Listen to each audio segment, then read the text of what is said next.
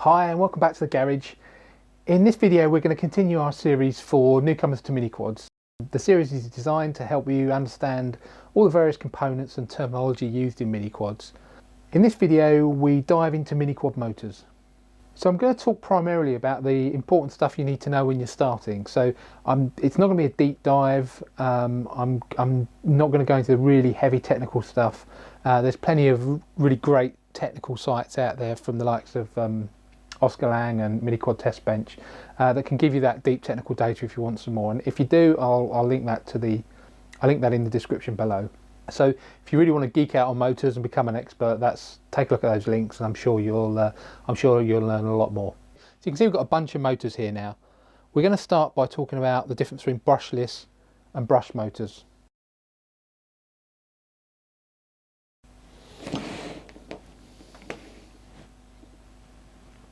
So a brushed motor has a rotating set of wound coils called the armature, which acts as an electromagnet. And a mechanical rotary switch called the commutator switches the direction of the electrical current a couple of times each cycle, so that the poles of the electromagnet push and pull against the permanent magnets fitted on the outside of the motor. So as the ends of the armature electromagnet pass the poles of the permanent magnets, the commutator swaps the polarity of the electromagnet. And that's in essence how it works. Whereas a brushless motor, on the other hand, has a set of permanent magnets on the outer rotor and a set of 3 coils inside the motor body. So instead of the electromagnets moving around the permanent magnets, as they do in brushless, the permanent magnets move around the electromagnets. So the coils inside the motor are activated one phase after another by the electronic speed controller, as cued by the signals that are coming back from the rotor position sensors.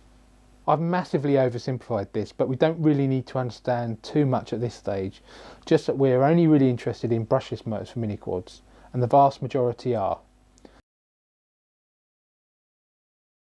Okay, so now I've talked about brushed and brushless motors, let's talk about Inrunners and Outrunners. Motors are either an Inrunner or an Outrunner. Now, like brushless motors, you'll almost always encounter Outrunners in MiniQuads these days.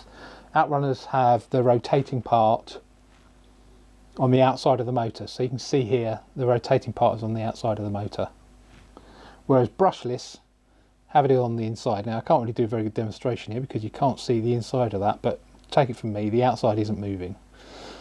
Generally, although not exclusively, Inrunners tend to be brushed, so these are small brushed motors, whereas Outrunners tend to be brushless. Now Inrunners tend to spin faster than Outrunners generally, although they have less torque. So these are often used on tiny little props, like the mini whoops, for example. Okay then, to summarise then, most MiniQuad motors are going to be brushless Outrunners. So here we have an example. I'm just going to pop a diagram up over here, and we're going to take a look at the important parts of a motor. So let's start with the bell. This is a bell, it's the thing that sits on top of the base.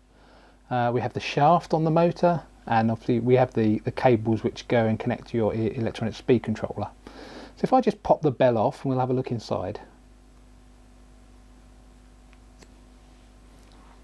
Okay, so this here is called the stator, and this is a pretty important part of the motor. So you can see we have a lot of wires wrapped around the stator, and these form the electromagnets when they're charged through the ESC.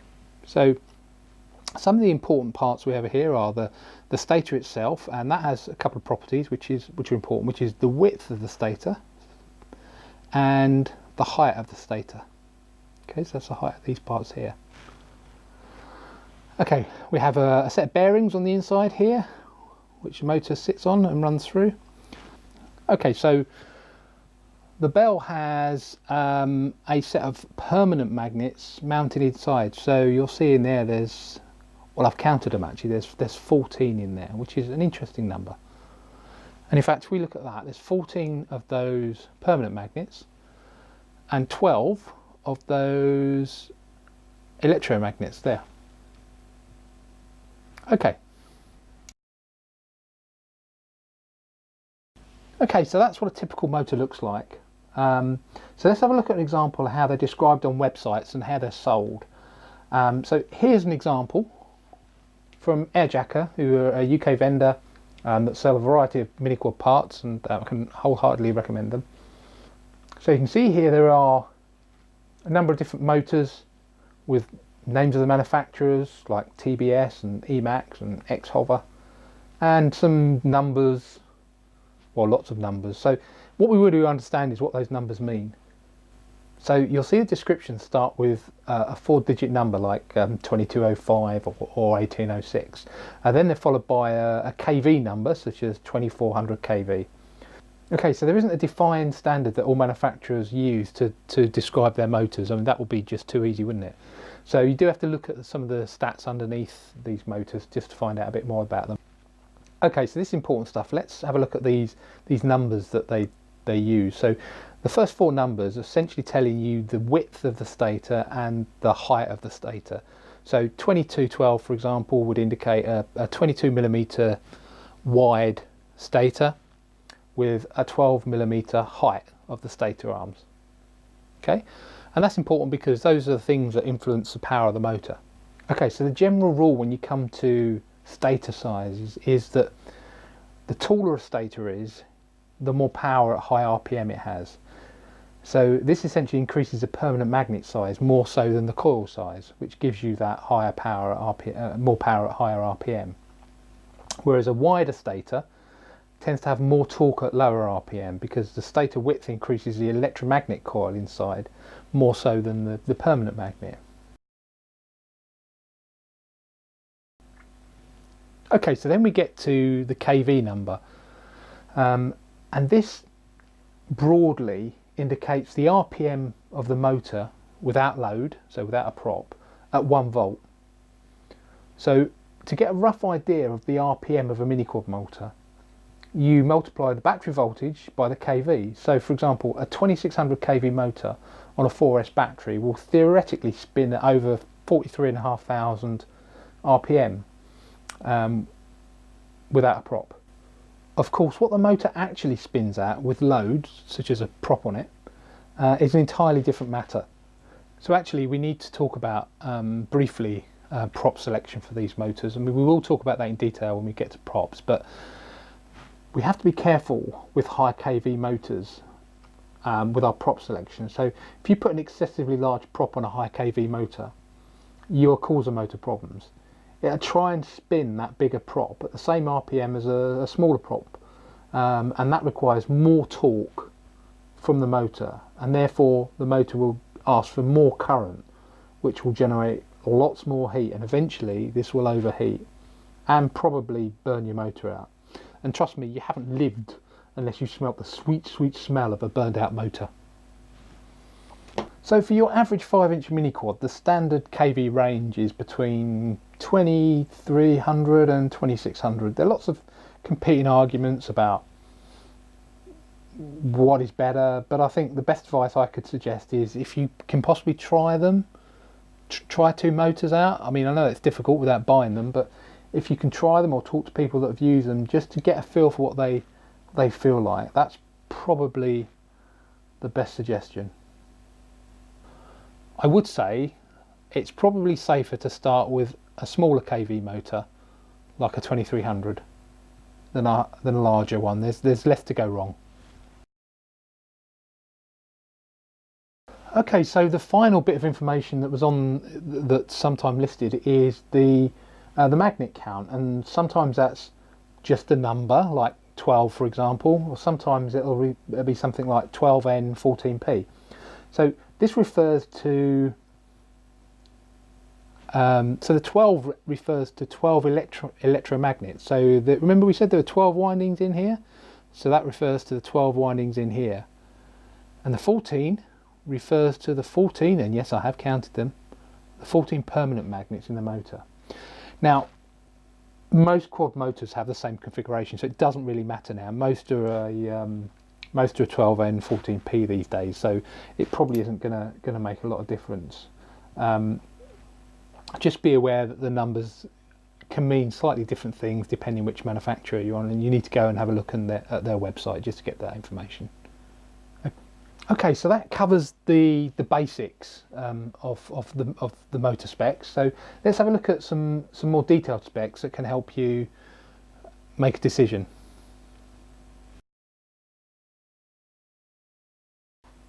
Okay, so the first thing we're going to talk about from that spec is weight of the motor. So as with all things quads, lower weight is better. That is a general rule with all things quad. But with motors it's slightly more important, because if you think about how weight is distributed on your quads, the weight of your motor is out on the arms, so this gives it quite a significant impact on the inertia when you're trying to move the quad around. Okay, so it's slightly more important.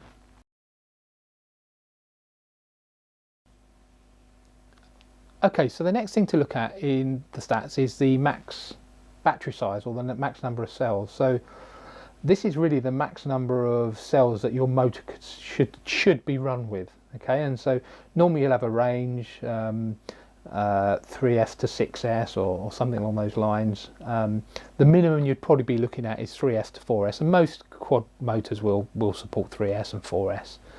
Some of the older ones probably maybe will only go between 2 and 3S, so try and get yourself a 4S compatible one if you can.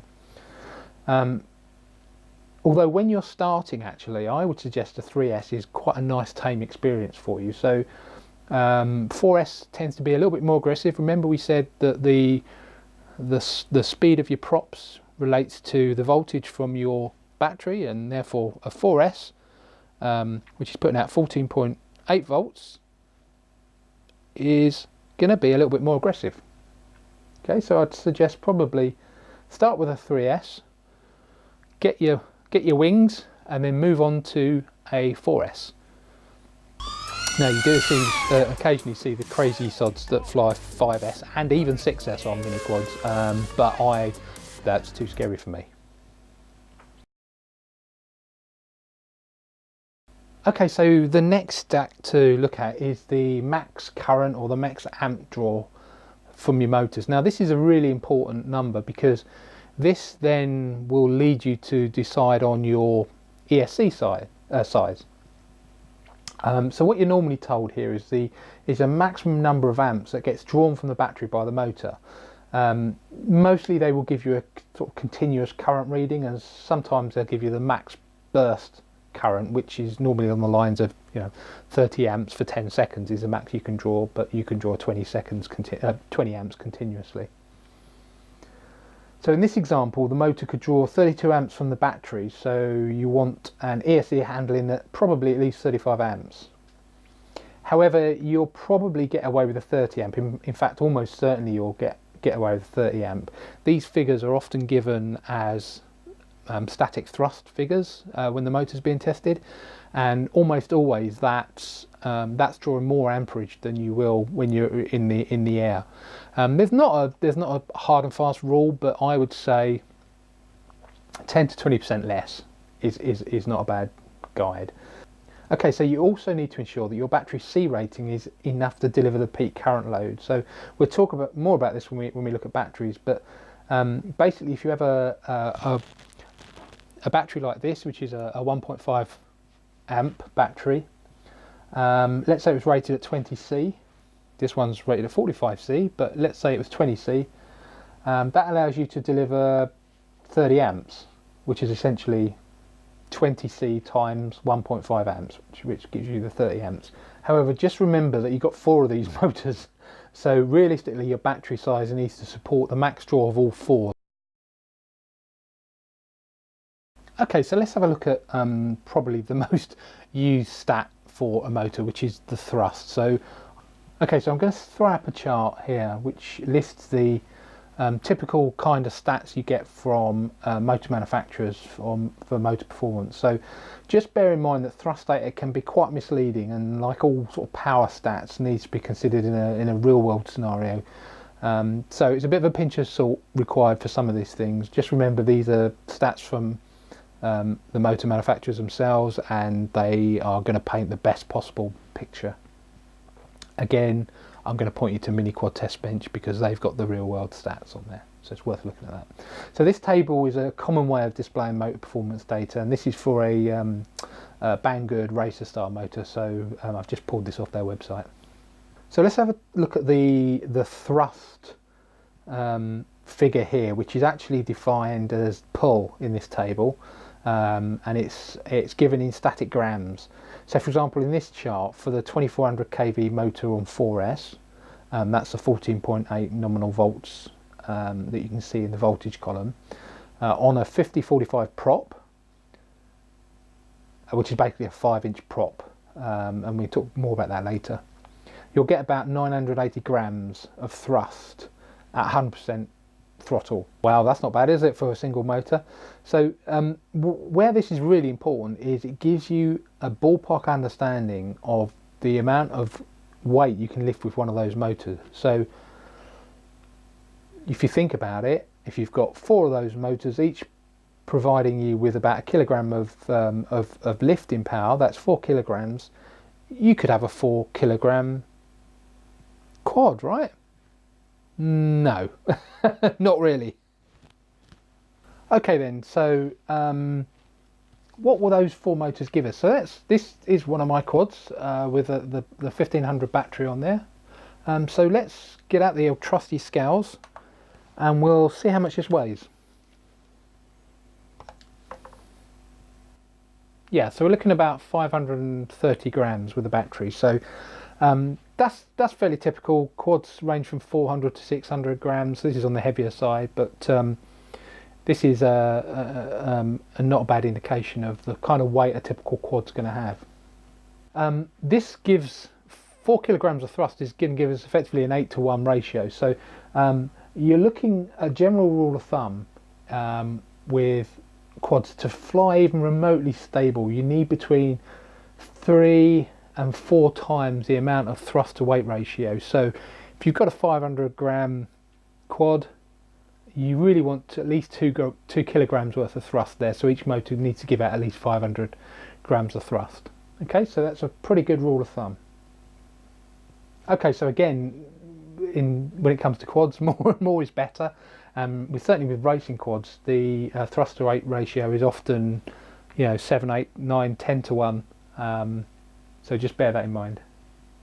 Okay, so if we look at this chart, which has come courtesy of MiniQuad Test Bench, you can see that they test the motors using your common types of props that you'll find in for quads, and you're also getting a bit more of an independent review, and they're great graphs to get your head around because they include things like the max amp draw for a given prop. So this is someone that's actually tested it in real life, and that will help you understand better the ESC, the size of the ESC you want as well.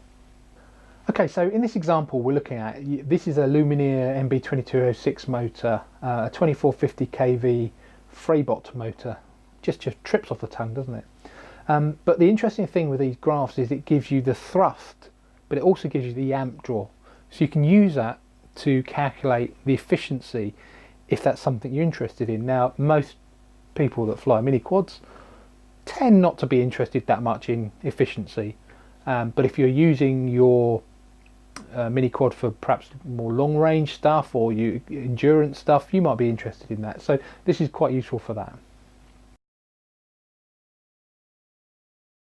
Okay, so the next thing we want to talk about is the vibration or the balance of a motor. So this used to be a bit of a problem, and to be honest, it was generally with cheaper Chinese clone motors that didn't have the kind of quality control that we've sort of got used to now. But I would say probably now most of the motors you're likely to buy, certainly in the UK, will have pretty good QA around them. Not always the case, but generally. And most motors come balanced. Now, what do we mean by balance? Well, these spin very, very fast, as we've talked about as well, and so if they're slightly out of balance, you'll get a lot of vibration generated from them. So at most of the manufacturers, they balance the bells, and the way they do this, I don't think there's any in here actually. This must be a perfect motor, that's all I can think. Occasionally you'll see in here like a blob of blue stuff, maybe like hot glue kind of thing, but it's a bit more viscousy than that, if that's a word. And And that's really done. That's done by some very clever people at the manufacturing, or a machine that basically balances it. So don't be tempted to pick it off, as I have sometimes, thinking it's a bit of crap that's got in the motor. It's actually there to balance it. Okay, so you will inevitably get a bit of vibration coming off your motors. It's going to vibrate just because your motor, your prop might be slightly bent, or you might have dinged it or something, or you've got maybe slightly noisy motors. You can get vibration from this. In fact, this led to a whole thing where people started to put some damping material underneath the... Oh look, here we go. Here's one I prepared earlier. So there's a little bit of tape. I don't know if you can see that, a little bit of electrical tape under there. So the idea of this was to dampen the motor. So what we do is we tend not to tighten these up totally so they can't be moved anymore. They're tight enough to secure the motor on, and there's this little damping material here, and that was known as soft mounting the motors. And it was quite hotly debated whether or not you needed to do it, or whether you didn't need to do it, or whether or not you did need to do it. And some people said, you can't get a good tune with it without it being soft mounted. I don't know if it does make a difference. I can't honestly say. I'm certainly not good enough to notice a difference. But I put a little bit on there just to see if it makes any difference. But again, I can't honestly say I've noticed in it. So it's up to you. You can or you can't.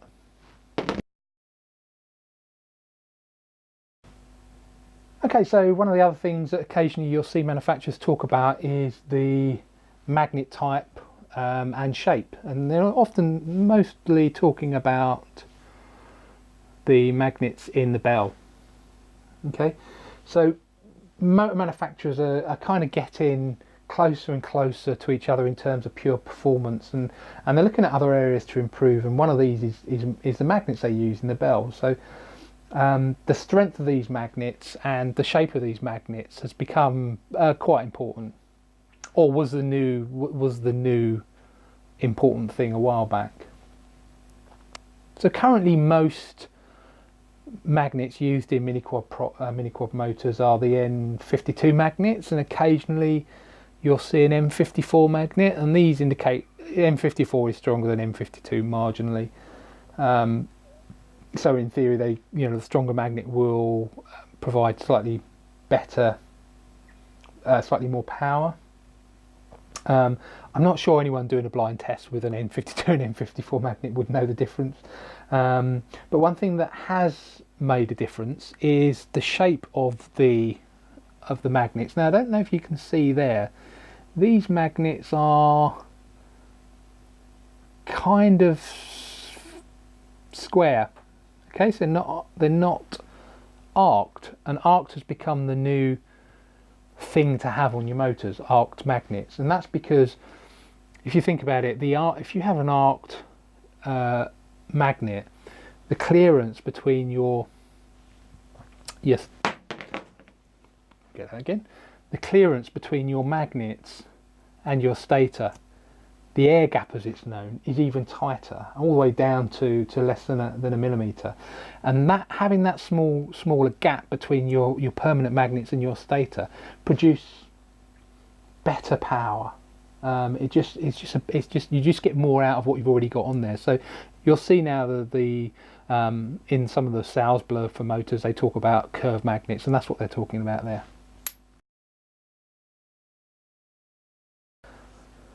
Okay, so the other thing to talk about is the shaft. I'm not sure this makes much of a difference, but you can see here this is the motor shaft. So if I look at a couple of these, almost all MiniQuad motors certainly for the 5-inch class, use 5mm shaft sizes. So you can see here they're the same diameter.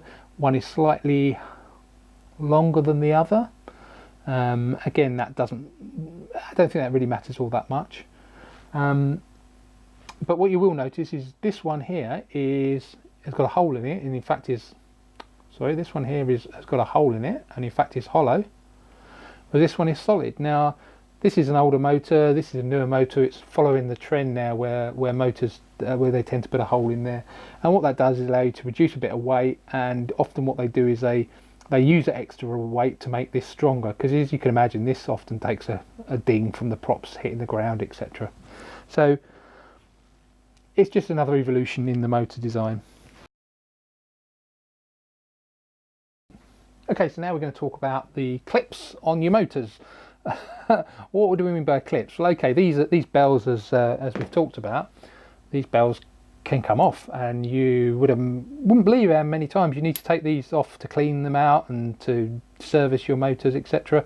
So we need to be able to get this bell off. So how do we get that off? Well, motors are equipped with one of three kind of mechanisms to secure the bell to it. You have C or E clips, which are these things here, if you can see it. This is a C clip, I think. Yeah, this is a C. Yes, this is a C clip. So these you just prise away, and there's a little indent on the shaft there that allows you to effectively then pull the top of the motor off. So you have E clips, which are almost identical to C clips, but have another little thing in there. Don't know what you call it. Okay, so now you're also starting to see newer motors, and this is a newer motor, come with screws in the bottom to retain the bell. And personally, I find the E and C clips a real pain in the backside to use, because I'm sure you've used C clips before. They just ping off and go everywhere, and you can never find the bloody things. Whereas these screws, obviously, these are much easier to get in and out. However, these can be cross-threaded, in which case you can ruin your motor by cross-threading them. So, some people say it's easy to cross-thread them. Personally, I haven't cross-threaded any, but it's just worth bearing in mind. Personally, I prefer these.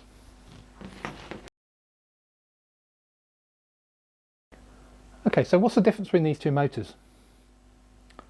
This one's naked. Yes, this is what's called a naked bottom motor. So you can see the difference between the two. This one has got a case. It's sitting underneath this, whereas this is exposed to the elements. So this is a trend with newer motors now, the exposed bottoms.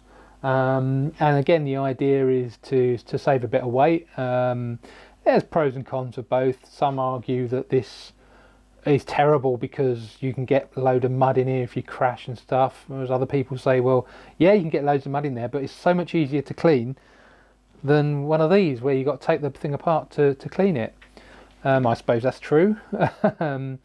I don't know. They're lighter, that's certainly true.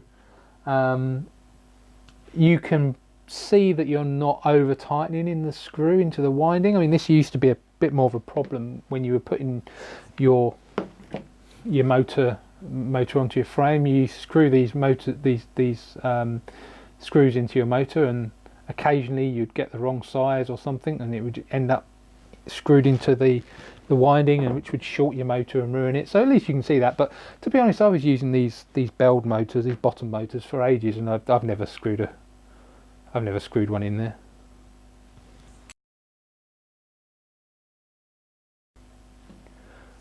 Okay, and the last thing I want to talk about very briefly is the handedness of your motors. Now, in the old days, you used to have motors used to come in clockwise and counterclockwise flavors, and that used to well, the idea of that was to ensure that because two of your motors on your quads spun in the opposite direction, by having two different direction threads on your motors, you could pick the right motor for the right direction, which meant that when your motor span, it was always tightening the prop.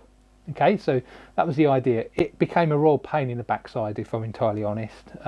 It was more to deal with problems like this, where you had just a nut like this, or you had ones you had to tighten up like this.